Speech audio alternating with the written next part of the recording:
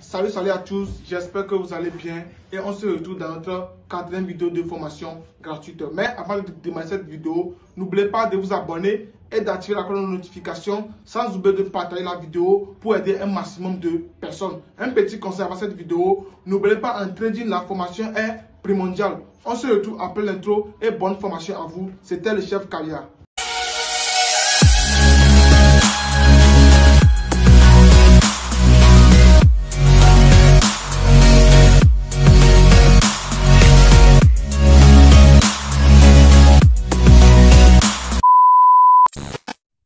Salut les gars, j'espère que vous allez très bien et vous perdez la forme. Et on se retrouve dans notre vidéo de formation gratuite. Et dans cette vidéo, on va parler de l'analyse technique. Je vous ai dit qu'il existe deux types d'analyse technique dans une précédente vidéo. On a l'analyse moderne et l'analyse chartiste. L'analyse moderne va consister à analyser le marché grâce aux différents indicateurs. Et l'analyse chartiste va constituer à analyser le marché avec les figures chartistes. Et si on parle des figures chartistes, il existe plusieurs sortes de figures chartistes. Et on le classe dans deux catégories. On a les figures chartistes de continuation et les figures chartistes de retournement. Et dans cette vidéo, je vais parler des figures chartistes de retournement. Et la première figure chartiste de retournement qu'on verra, c'est le double top. Et à quoi va ressembler le double top? Le double top sera une figure comme ça. Quand vous le voyez sur mon écran, on aurait plus comme ça. Et lorsque demande le marché, tu vas repérer un double top. Qu'est-ce que tu peux faire? La première des choses pour les figures chartistes, c'est d'identifier la ligne de coût. Quelle est la ligne de coût de la figure? Et la ligne de coût en question, c'est ça. Après avoir tracé la ligne de coût, vous devez déterminer l'objectif de cette figure. Et pour déterminer l'objectif de cette figure, vous allez reporter la taille d'une première épaule là et vous le reportez sur la ligne de coût. Et la fin va nous déterminer quoi? Notre fameux objectif. Et maintenant, sur une figure, sur un graphique réel, qu'est-ce que vous pouvez voir? Sur un graphique réel, vous allez remarquer un truc comme ça. Le marché fait une première top et une deuxième top. La première des choses, tu vas tracer ta ligne de coût. Après avoir tracé la ligne de coût, tu vas déterminer l'objectif. Donc, tu reprends la taille du premier top à la ligne de coût. Après avoir déterminé l'objectif, qu'est-ce que tu fais? Et tu attends impatiemment que le marché valide la figure. Donc, pour la validation de la figure, tu peux attendre la cassure de la ligne de coût. Après cassure, et lorsque le marché va se clôturer avec une bonne bougie baissière, alors tu peux potentiellement prendre une position à la vente. Ou soit tu attends la cassure, puisque une potentielle pullback sur la ligne de coût. Et après formation d'une bougie de confirmation comme celle-ci, tu prends position ici pour aller chercher ta vente. Donc, les gars, c'est comme ça que vous allez appréhender les figures chartistes.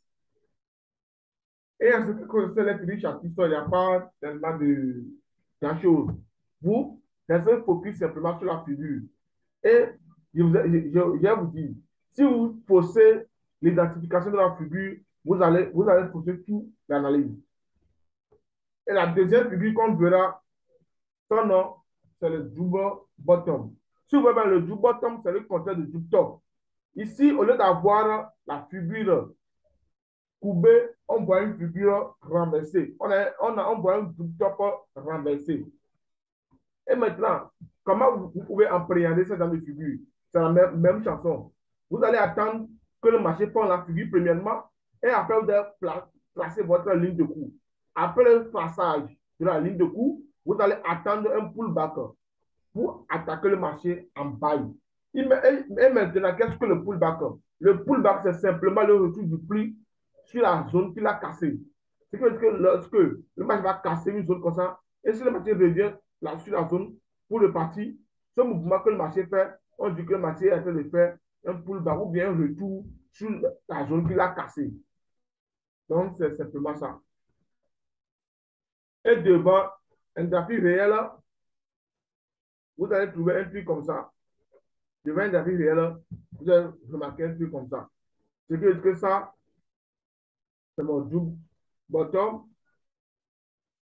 Là, premièrement, je trace ma ligne de coup. Après, ça va identifier la figure et j'attends la cassure. Après la cassure de ma ligne, j'attends la clôture de la bougie. Si la bougie qui s'est clôturée me donne assez d'informations, je peux attaquer le marché en bail. Mais si je vois que la bougie là, ne m'inspire pas confiance, je peux potentiellement attendre un pullback comme le cas ici. Et après la clôture de la bougie, je pars chercher le marché en bail. Et pour déterminer l'objectif, c'est la même chanson. Tu vas reporter la, la, la distance du premier bottom et tu le reportes sur la ligne de coup. C'est ça qui va déterminer notre objectif ou bien notre TP.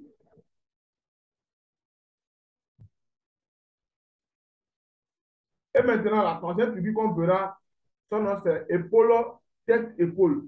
Épaule, tête, épaule, c'est quoi? Épaule, tête, épaule, c'est une figure châtissant de retournement. Vous devez voir l'épaule, tête, épaule à la fin d'une tendance haussière. Ce qui veut dire que quoi? Lorsque vous verrez épaule, tête, épaule à la fin d'une tendance haussière, ça va nous annoncer une potentielle baisse. Donc, comment attaquer l'épaule, tête, épaule? Même chanson, premièrement, tu vas tracer ta ligne de coup.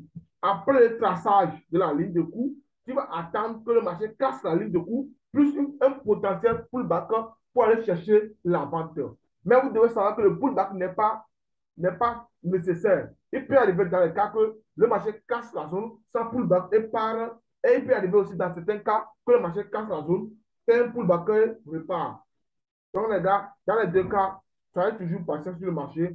Et comment déterminer l'objectif grâce à les figures et peut-être épaule. Ici, on ne va pas reporter l'épaule, mais on va reporter la tête.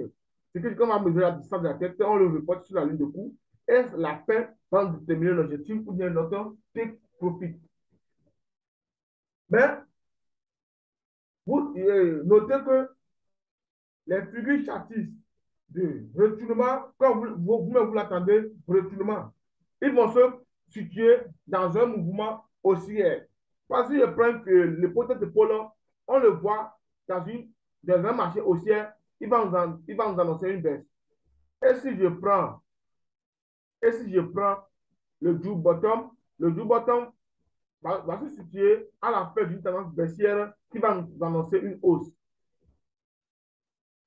Et si je prends le double top, il va se situer dans une tendance à la fin du tendance haussière qui va nous identifier une potentielle baisse du marché. Donc, les gars, c'est un peu ça. Et maintenant, la quatrième figure. La quatrième figure qu'on verra, son nom c'est épaule tête épaule inversée. Comme vous pouvez le remarquer, c'est l'inverse de épaule tête épaule. Et maintenant, comment remarquer la figure? Pour épaule tête épaule inversée, vous devez remarquer la figure à la fin d'une tendance baissière qui va nous annoncer une potentielle hausse du marché. Après avoir repéré la figure, qu'est-ce que vous devez faire? Vous devez tracer la ligne de coup de la figure. Après le traçage de la ligne de coup, vous attendez simplement la cassure de cette ligne de coup, plus un potentiel pullback pour acheter le marché. Et pour déterminer l'objectif, c'est la même chose. Tu vas reporter la distance de la tête sur la ligne de coup et la fin va déterminer notre profit. Donc, devant un graphique réel, vous allez remarquer un truc comme ça. Épaule, tête, épaule inversée. Donc, vous voyez ici, non, après cassure de la ligne de coup, après clôture de cette bougie, je peux potentiellement me positionner à la fin de la bougie pour aller chercher mon bail. Donc, les figures châssis, ce n'est pas grand-chose. Analyser les figures châssis, c'est la plus facile des choses à faire en 2000. Ce n'est pas grand-chose de ça. Et maintenant, la quatrième de la cinquième figure qu'on verra, c'est le biseau. Le biseau, c'est quoi? Le biseau, c'est également une figure châssis de retournement. Et comment vous pouvez repérer un biseau? Pour repérer le biseau, vous allez voir le biseau à la fin d'une tendance haussière, comme ça. C'est-à-dire que lorsque vous remarquez le biseau, la première des choses à faire, vous allez tracer votre ligne de support et votre ligne de résistance. Ce qui veut dire que quoi? Vous allez tracer les deux lignes dans lesquelles oscille le biseau. Et après avoir tracé les deux lignes, qu'est-ce que vous allez faire? Vous allez attendre la cassure de votre support plus potentiel pour le bac mentionné ici pour aller chercher le sel. Et pour l'objectif du biseau, vous allez reporter Vous allez reporter la taille du dernier mouvement du museau sur le support. C'est ça qui va nous déterminer notre fameux objectif. Et sur un marché réel, vous allez remarquer un truc comme ça. Les gars, c'est facile, c'est facile. Analyser le marché d'achat du justice. Moi, je ne vois plus pas grand-chose là-bas, les gars. Et maintenant, on va voir qu'est-ce qu'on appelle un biseau descendant. Un biseau descendant se remarque à la fin d'une tendance baissière qui va nous annoncer une potentielle hausse. Et maintenant, comment appréhender le marché grâce au biseau descendant? Pour appréhender le marché, vous allez tracer les deux lignes avec lesquelles le marché oscille, c'est-à-dire votre ligne de support et votre ligne de résistance. Après avoir tracé tout ça, vous allez reporter le dernier mouvement que le marché a fait pour entrer dans les biseaux sur votre résistance. Et c'est ça qui va nous déterminer votre objectif. Et comment appréhender? On va attendre simplement la cassure de notre résistance pour potentiel pour le backup pour aller chercher notre buy. Et devant un marché réel, vous allez retrouver un truc comme ça. Et maintenant, on va parler de... C'est fini pour les figures châtiques de retournement. Et maintenant, on va voir les figures châtiques de continuation. Qu'est-ce qu'on appelle figures châtiques de continuation? Les figures châtiques de continuation sont les figures qui vont venir continuer le marché. Donc, la première figure qu'on verra au niveau des figures châtiques de continuation, c'est le drapeau. Le drapeau, c'est quoi? Le drapeau, vous allez remarquer un truc comme ça.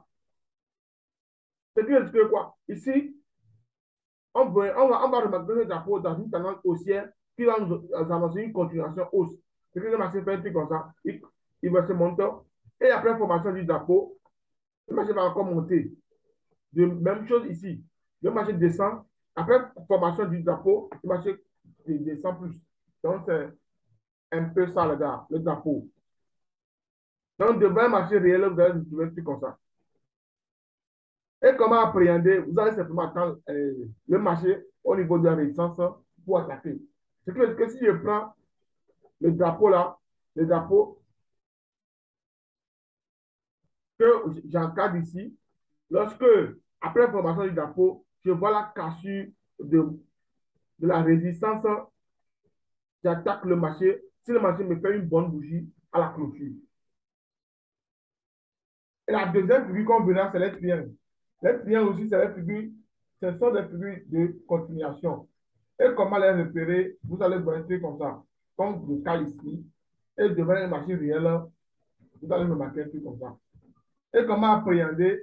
Vous allez simplement attendre. Si je prends par exemple le triangle là, on va simplement attendre la cassure du triangle vers le bas pour attaquer le marché. Et si je prends le triangle là, même chose, on va attendre la cassure du triangle vers le bas pour attaquer le marché. Et devant un marché, vous allez remarquer un truc comme ça. Donc ici, c'est quoi? Ici, c'est la même figure chapitre de continuation. C'est que on va le remarquer dans une tendance baissière et après formation de ça, il va continuer encore la tendance. Donc, c'est simple, gars. Et maintenant, on verra le triangle ascendant. Qu'est-ce qu'on appelle une figure chapitre triangle ascendant? Vous allez remarquer un truc comme ça. Leur forme va se ressembler à un truc comme ça. Et devant un marché réel, vous allez remarquer un truc comme ça.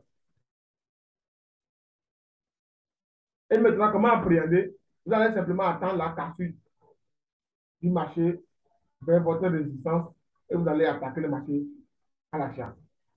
Et maintenant, je vais parler des triangles symétriques. Qu'est-ce qu'on appelle triangle symétrique? Triangle symétrique, c'est une figure chapitre de continuation également. Et leur forme va se ressembler à un truc comme ça. Et devant un marché réel, vous allez remarquer une figure comme ça. Ici, on va attendre la cassure plus potentielle pour le backer et aller chercher l'achat. Et le dernier figure qu'on verra, c'est le diamant. Le diamant, il n'y a pas grand-chose à dire. Leur forme va se ressembler à un truc comme ça. Lorsque je dis que quoi? Lorsque on va voir le diamant là, à la fin du tendance baissière, il va nous annoncer une hausse. Lorsqu'on verra le diamant là, à la fin du tendance haussière, ça va nous annoncer une baisse massive. Donc, c'est la fin de cette vidéo et on se retrouve dans une prochaine vidéo pour parler des supports et les résistances. Et si vous avez des inquiétudes, vous pouvez les laisser dans les commentaires. Sur ce, c'était le chef Kadia.